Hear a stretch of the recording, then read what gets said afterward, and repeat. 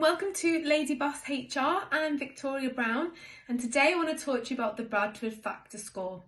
So many of you may know that I am the founder of OneHR, and one of the things that the software does is it actually calculates the Bradford Factor score within absence. And quite a lot of the time when I'm talking to clients and employers, they don't know what the Bradford Factor score is. So I thought I'd do this small, handy, hopefully, video just to explain to you what it is so that you can make a decision whether you think it would be useful to use within your business.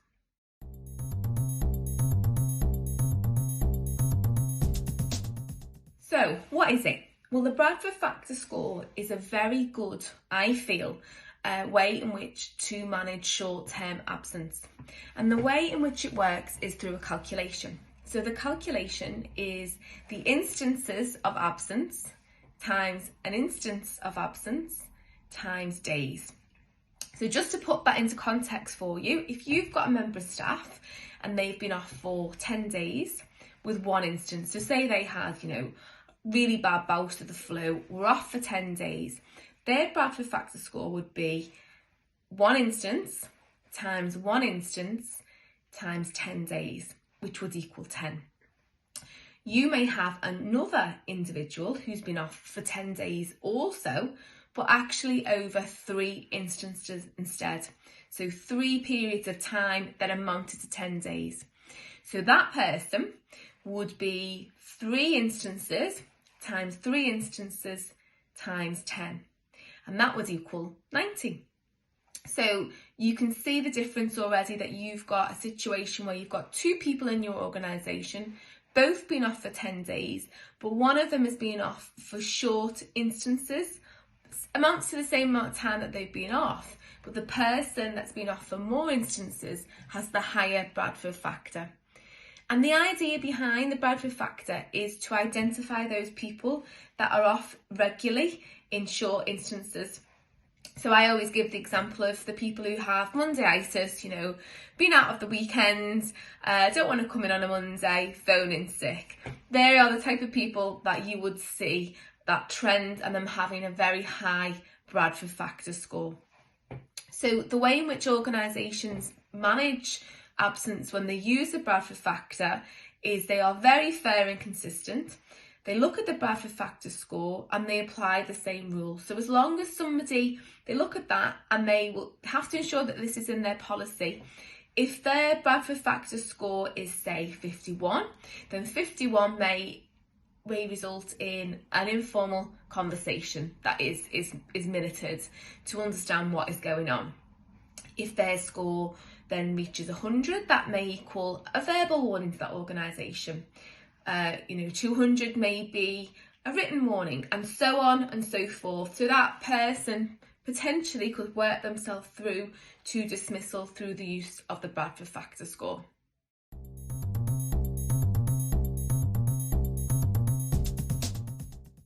Where you need to be careful. So I like to give out my red warning alerts because I don't want any of you to end up in a tribunal, which is one of the reasons why I put these videos together.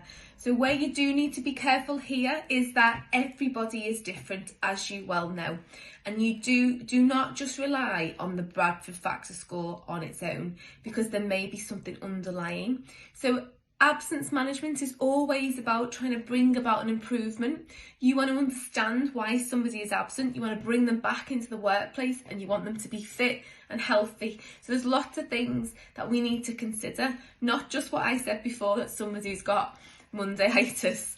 So there may be something underlying. Somebody may have a disability that you don't know about, an underlying condition that you're not aware of. There may be something else going on.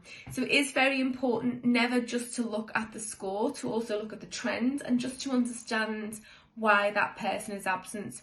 Because what you don't want to do is discriminate against somebody when you didn't realise maybe that they've got an underlying condition, and you need to ensure that you do provide that support.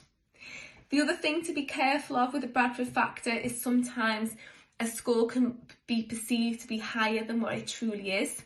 And when I say that, it can be somebody that maybe has been poorly and they've come back to work a little bit too early and they've gone off again. So actually, arguably it is the same instance of absence, it's just they've tried to come back into work a little bit earlier. So it's just a warning that I do truly believe that the Bradford Factor score can be a really fair way of managing short-term absence, a really good way if you have got an absence problem to be able to start to manage that situation.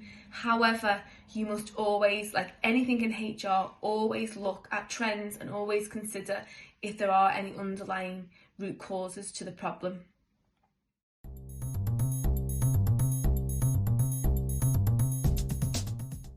So just to recap, the Bradford Factor score is something that we do use within absence management. You don't have to, it's just a recommendation. There's lots of other ways in which you can manage absence too.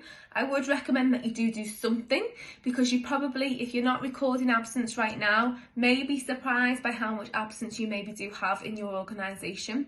So it's a great way to manage short-term absence. You must ensure that it's backed up in your absence policy. And as mentioned before, a lot of HR systems do have the Bradford Factor score already calculated there, rather than you having to try and do that yourself. OneHR is one of them. So if you are interested in looking at absence management in more detail, then please do feel free to get a demo of OneHR, or just to chat in general about how you could implement the absence management tool that I've discussed today. I hope you found it useful. If you don't already subscribe, please do so again. Follow in the link below. See you soon.